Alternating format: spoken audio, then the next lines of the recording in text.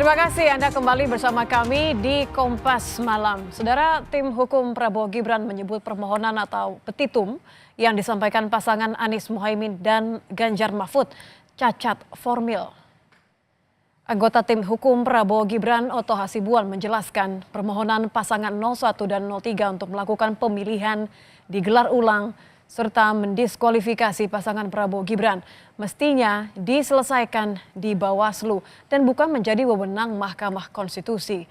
Oto menambahkan permohonan itu dianggap cacat formil karena Anies dan Ganjar tidak mempersoalkan perselisihan hasil perolehan suara, tetapi menyinggung mengenai pelanggaran-pelanggaran dan proses pencalonan Gibran sebagai calon wakil presiden.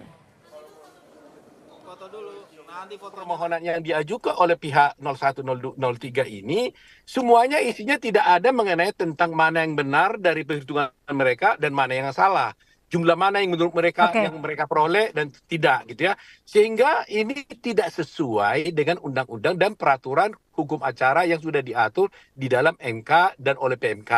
Nah, karena tidak sesuai dengan hukum acara, maka ini sudah cacat prosedural, cacat formil. Menanggapi pernyataan dari tim hukum Prabowo Gibran yang mengatakan permohonan ke MK adalah salah kamar, tim pemenangan nasional Anies Baswedan Mohaimin Iskandar, Iwan Tarigan menyebut jika gugatan yang diajukan ke MK soal perselisihan hasil pemilu sudah tepat dilakukan. Iwan bahkan mengatakan jika tim kuasa hukum Prabowo Gibran akan menangisi kekalahannya di sidang MK.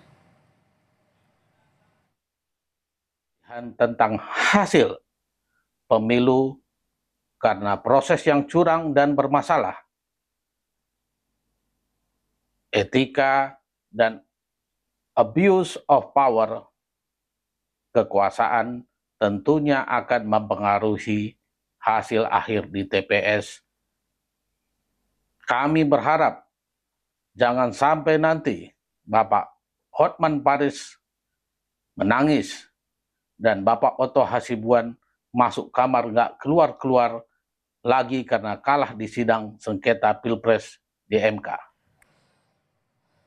Sementara itu, tim kuasa hukum Ganjar Mahfud menyatakan penetapan Gibran sebagai cawapres adalah keputusan prematur karena sudah diuji di DKPP dan dijatuhi hukuman etik kepada Ketua KPU dan Komisioner KPU. Maka pengajuan permohonan atau petitum ke MK sudah tepat.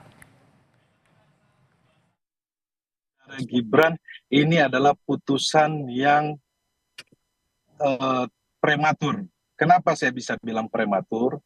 Karena penetapan cawapres saudara Gibran ini sudah pernah disampaikan oleh beberapa kelompok dan sudah pernah diuji di DKPP. Maka keluar putusan yang dari DKPP menjatuhi hukuman etik kepada Ketua KPU dan komisionernya.